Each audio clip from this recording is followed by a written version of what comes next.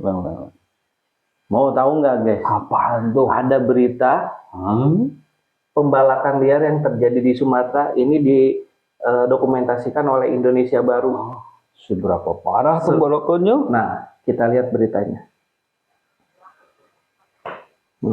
Yang ada di Aceh pun ternyata juga ikut dibabat loh. Hah? Emang iya? Di mana emangnya? Simak sampai habis karena ini fakta yang mungkin belum kamu tahu setelah kami keliling Indonesia. Waktu tim ekspedisi Indonesia Baru ke Aceh, kami ngerekam betapa miris nasib salah satu hutan terpenting Pulau Sumatera, yakni Suaka Margasatwa Rawasingkil. Ini rumah bagi populasi orang utan terbesar di seluruh dunia. Tempat ini juga jadi salah satu rumah terakhir satwa langka kayak badak Sumatera, gajah Sumatera, dan harimau Sumatera. Statusnya termasuk situs warisan dunia UNESCO ekosistem Leuser. Tapi sejak 2022 ada yang gak beres di sana. Hutan yang statusnya paling dilindungi itu ternyata diterobos, dibakar, dan ditebang. Bahkan kami ngerekam kalau tanah di dalamnya diperjualbelikan dengan harga 10 juta rupiah per hektar. Setelah hutan dibabat, ternyata muncul perkebunan sawit. Terus ada fakta yang gak kalah mencengangkan, kalau ternyata sawit dari Rawasingkil jadi rantai pasok produk global berikut. Hah?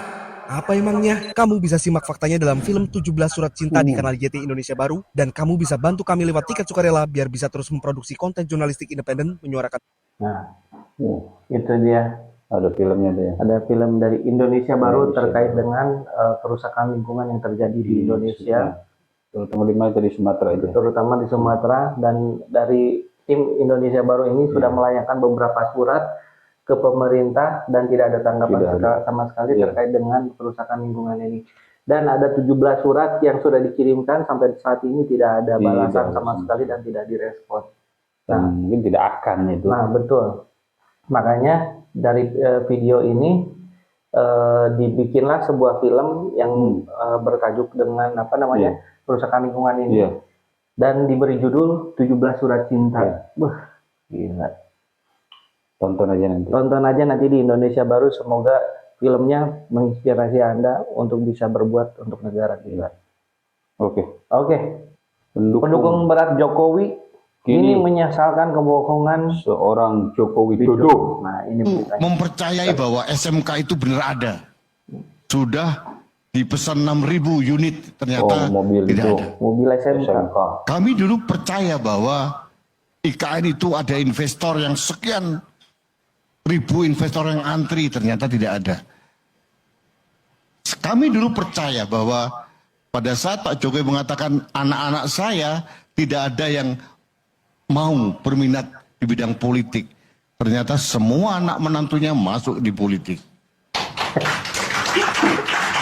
Saya ingatkan lagi, dulu Pak Jokowi mengatakan beberapa bulan itu, bulan Maret 2023 kalau tidak salah, tidak mungkin anak saya menjadi calon wakil presiden, baru 2 tahun menjadi wali kota, nggak logik katanya. Tapi beberapa bulan kemudian berubah. Nah, inkonsistensi seorang Jokowi yang akhirnya ujungnya pada putusan MK nomor 90, saya tidak ingin terjadi kepada Deddy Mulyadi. Ini pernyataan dari seorang pendukung Pak Jokowi dan menyesalkan dengan kebohongan yang dilakukannya sendiri. Terkait tadi mobil SMK. Mobil SMK katanya investornya banyak, ternyata tidak ada investor sama sekali. Kemudian lanjut lagi anak-anaknya yang masuk yang tidak berminat ke politik. Satu pun tidak ada berminat ke politik. Nyatanya semuanya ikut politik, hadir dalam politik. Begitulah. Komen. Next. Lanjut lagi. Ada berita dari KPK berani. Nah, ini dari KPK nih. KPK berani nggak periksa Bobi Nasution? Ini beritanya. Meriksa Bobi. Kalau KPK masih independen, seharusnya dia berani. Kalau KPK nggak berani, Pak, yang backing Bapak siapa, Pak?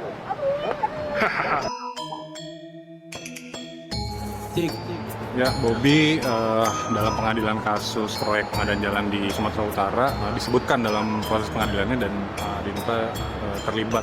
Sayangnya sampai hari ini belum ada pemanggilan untuk Bobi untuk dimintai keterangan atas dugaan keterlibatannya dalam kasus tersebut. Pengadilan Medan sudah memerintahkan jaksa KPK untuk memeriksa Gubernur Sumatera Utara Bobi Nasution. Kenapa hakim memerintah KPK untuk memeriksa? Karena Bobi memiliki peran untuk mengubah APBD Sumut untuk membiayai proyek Jalan Sipiongot, Batas Labuan Batu, dan Hutai Baru Sipiongot yang kini menjadi objek tindak pidana korupsi yang sedang diperiksa di Pengadilan Tindak Pidana Korupsi Medan. Akan tetapi Ketua Satgas yang menangani kasus ini tidak kunjung berani diperiksa. Kita bertanya-tanya, apakah di KPK sendiri sekarang sedang ada pecah kongsi antara penyidik versus pimpinan KPK? Penyidik KPK-nya berani, tapi pimpinan KPK, Ketua Satgas yang sedang menangani ini tidak ada yang berani. Padahal pada 30 September, Wakil Ketua KPK, Johanis Tanak sudah berkata, apabila ada perintah dari persidangan untuk memeriksa yang bersangkutan, maka KPK akan memeriksa. Tapi kalau KPK sudah tidak berani, KPK sudah diintervensi, maka kami menduga kuat pimpinan KPK sedang diintervensi dan masuk angin mungkin. Entah apa yang mereka takuti, kita juga tidak tahu apa yang pimpinan KPK takuti. Oleh karena itu saat ini kami hadir memberikan surat tuntutan kepada KPK untuk segera memeriksa Bobi Nasution. Kami juga sekarang sedang menampilkan aksi teatrikal yang diperankan oleh Bobi Nasution dan juga mantan Presiden Joko Widodo sedang memainkan wayang berlogokan KPK yang mengartikan bahwasannya apabila KPK tidak berani memeriksa Bobi, maka KPK sudah tidak punya nyali lagi untuk memeriksa para keluarga elit politik. Dulu padahal KPK pernah punya rekam jejak yang baik, memeriksa elit politik bahkan di lingkaran presiden yang sedang berkuasa. Tapi sekarang KPK sudah tidak punya nyali lagi. Nah, itu beritanya. KPK takut sama siapa nih? Nah, di belakang KPK itu ada siapa? Iya. Makanya nggak berani untuk Ini sampai manggil dibikin Bobi Afrika wayang. Kita tuh jadi Jokowi, Menggerakkan itu jadi Bobi itu Nasution. KPK. Aduh, Ya, Komen. pasti itu ada iya, sesuatu. iya pasti.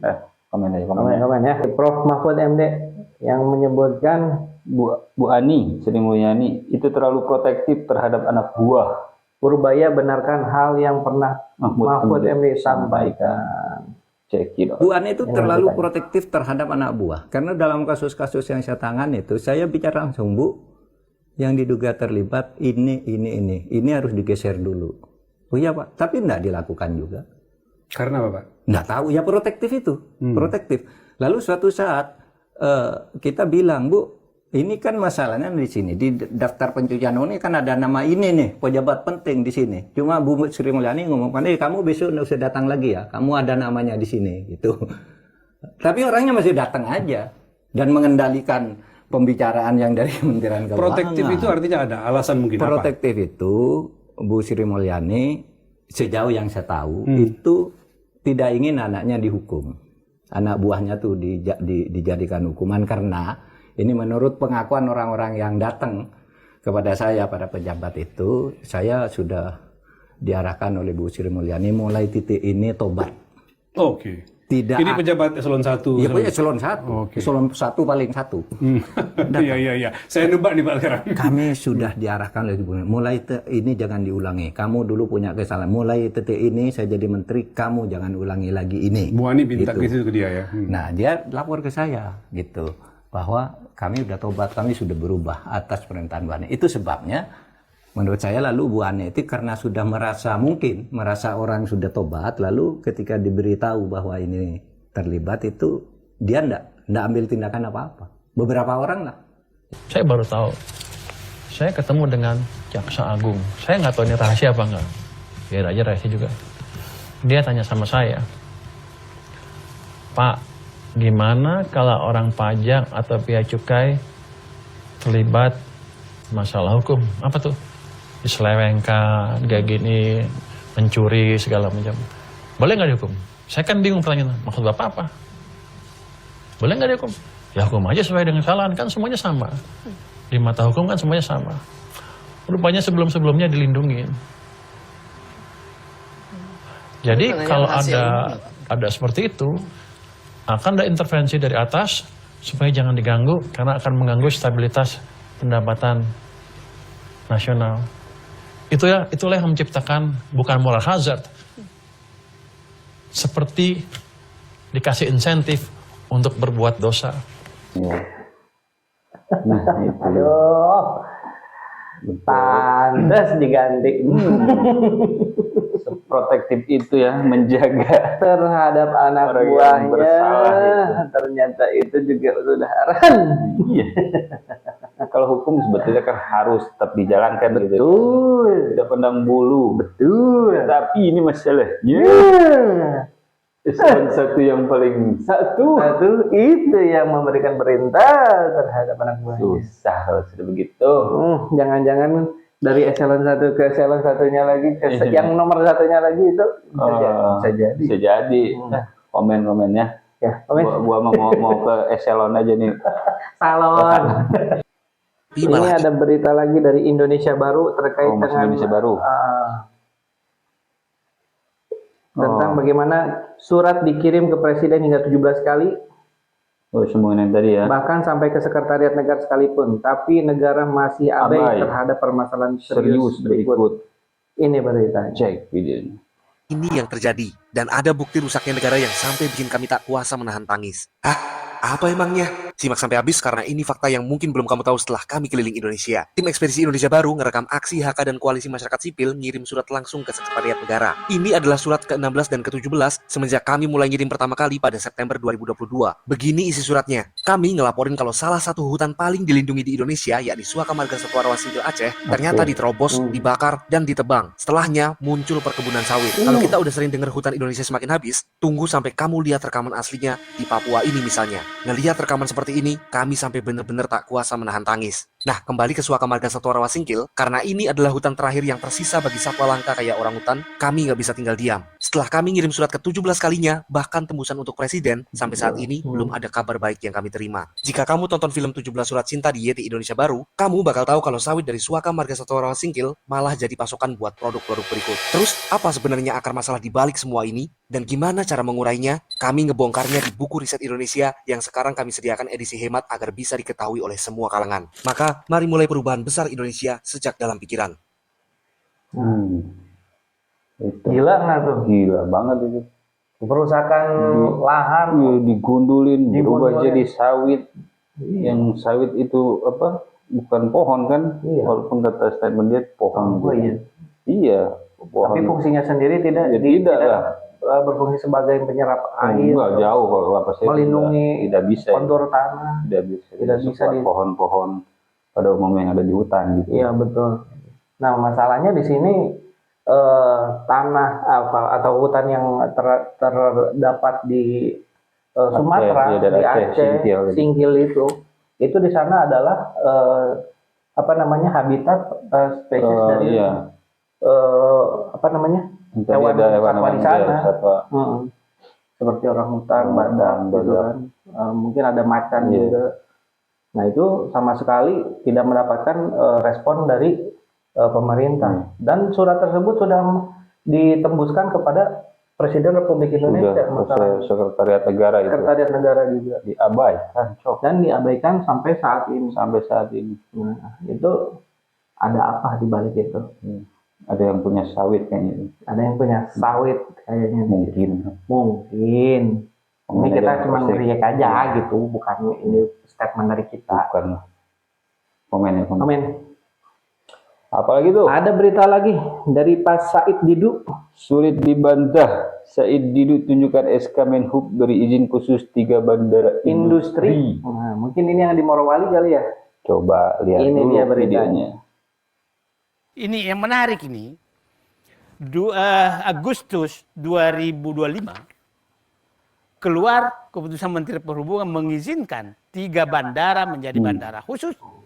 Yang menariknya boleh mengangkut penumpang dan barang-barang yang kepentingan bisnis perusahaan tersebut. 3 bandara khusus itu adalah 3 bandara swasta yang dioperasikan di dekat pertambangan tadi. Ya, 1 adalah Morowali, 2 Wadibai, 3 adalah Pelalawan, APP. Jadi 3 bandara ini yang tadinya bukan bandara internasional, diputuskan jadi bandara internasional. Bandara yang boleh terbang keluar. Boleh terbang, jadi dia bisa langsung. Bisa langsung. Itu Agustus. Agustus. Berarti kan harus ada imigrasi dan Iya. cukai dong. Dan tidak pernah ada di situ kan. Nah, Wah ini bukti baru tahu nih. ya. Kita hebatnya. Nah, yang menarik KM 55 2025 itu dicabut. Ini 13 Oktober. Pertanyaan saya, antara Agustus sama Oktober itu apa yang terjadi? Dan siapa yang melobi sehingga ini keluar? Siapa yang melobi sehingga ini keluar? Apa targetnya sehingga ini harus dijadikan bandara khusus yang boleh mengangkut orang, boleh mengangkut apa saja, oke? Dan siapa yang menekan sehingga yang bertahan sekarang hanya Palelawan sampai 2026 punya APP, yang lain dicabut. 3 loh itu. 3 bandara swasta yang dioperasikan bersebelahan dengan tambang dan itu dijadikan akses keluar masuk oleh pihak penambang tersebut untuk bisa berjalan sesuai dengan apa yang mereka inginkan, Dan untuk operasional perusahaan juga itu tuh. Betul. Bisnis perusahaan. Betul. Dan seharusnya di bandara tersebut terdapat bea cukai Dari dan imigrasi harusnya. yang standby di sana. Iya, ini tidak ada sama sekali. Dan pada faktanya di sana tidak ada sama sekali. Betul. Nah, perlu dipertanyakan siapa itu yang dan yang mengurus izin itu sudah ditolak dan tiba-tiba keluar SK-nya di bulan Oktober tadi. Melobi itu siapa kan? Nah, yang melobi itu siapa? Pastinya lah. Yang menekan supaya izin tersebut tetap dikeluarkan itu siapa? Siapa? Coba. Aduh. Komennya yang tahu komennya. Udah hutan dibuang, dibabat. Mau jadi apa sih kita? Negara? Tanah ini dikeruk isi buminya. Masih aja serakah. Kita tunggu aja deh. Nah, kita tunggu aja. Tunggu komen-komen. Komen-komen. Jangan lupa. Mungkin akan pedas. Mungkin akan pedas dan juga akan manis juga. Silakan mau terserahkan. Iya. Semua sudah pada pintar netizen kita. Oke. Ramaikan. Mau tahu nggak ada iklan yang lagi viral saat ini? Wah, iklan apa tuh? Mau lihat? Sepil dong. Nih. A-I-U-E. Dibaca aja ya. Siap. Biasa ada atasan. Iya, makasih Mas. Paling. Ingin terlihat lebih terdepan dibanding yang lain? Ingin tampak paling sigap, paling peduli, paling besar bantuannya? Tenang, kami punya solusinya. Memperkenalkan si paling-paling. Cocok nih buat kamu yang mau terlihat dermawan, padahal pakai duit satu negara. Dengan si paling-paling, kamu bisa merendahkan donasi warga dengan mudah. Warga nyumbang dari kantong pribadi, kamu tinggal bilang, itu mah cuma 10 miliar. Karena dengan si paling-paling, angka rakyat akan selalu terlihat kecil. Oke. Nah itu dia beritanya yang lagi viral. Si paling-paling Iklan ternyata. Ya diiklankan itu ya. Bagus Ini juga. parodi sih ya. Iya, parodi. Nah, jadi bagus juga sih untuk mengkritik Iya. si paling-paling yang Secara di halus, DPR sana. Iya. Kena banget itu tuh. Betul. Jika Anda ingin berdonasi sekian di bawah si itu apa yang DPR itu, jadilah si paling-paling. Si paling-paling. Nah, dan juga di sini disindir juga. Jadi angka itu terlihat kecil. Jadi seakan-akan itu bukan sesuatu yang bencana yang besar. Ya itu dengan status bencana yang belum ditetapkan bencana nasional. Juga, ya itu mungkin orang kiranya kecil gitu. Kecil. Mana kemanusiaannya ini? Nggak tahu lah. Ya. Komen. Mau tahu nggak nih? Apa tuh? Nih dari Aceh nih, masih terkait bencana alam nih. Katanya sih benar Aceh itu kecewa gitu kan. 80 ton loh itu bantuan. Hilang. Siapa yang ngambil? Spill dulu deh. Coba ya kita lihat nih beritanya. Dengan berita di berita burung atau berita tidak valid ya. Nah, ini ada 80 ton yang hilang entah kemana. Kita turunkan semua di Banda Meriah. Dan banyak donatur yang menyumbangkan.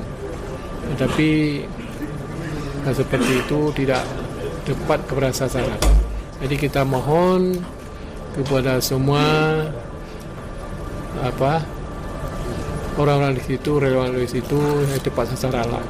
Dan juga kita mohon kepada Bapak Sagor, Bupati Banda Meriah supaya dengan seadil-adilnya ya, membagi sembako. Karena kita tahu bahwa Banda Meriah tempat Astagfirullahaladzim. Ini dia yang harus kita kawal sebetulnya. Makanya influencer selebriti kok dia turun langsung tuh ya turun langsung, dia menyampaikan langsung ke korban. Iya, nggak nyampe gitu, nggak tidak amanah. Iya, bahkan ada beberapa influencer yang ingin membantu malah diarahkan untuk ke posko. Iya. Nah, dari posko nanti disampaikan oleh anggota-anggota. Dan salah satu menteri tadi yang bilang kan nanti kalau ada donasi itu harus izin dulu. Betul. Siapapun harus izin ke pemerintah. Dasar. Yang dibikin birokrasi makin ribet tuh. Iya. Pasti lama tuh prosesnya. Makanya banyak yang kelaparan. Iya, orang kan butuh cepat. Yang banyak yang sakit. Iya. Iya. Komen. Mau jauh nggak? Nih, Presiden didesak untuk tetapkan bencana di Sumatera sebagai bencana nasional. Nah, ini beritanya.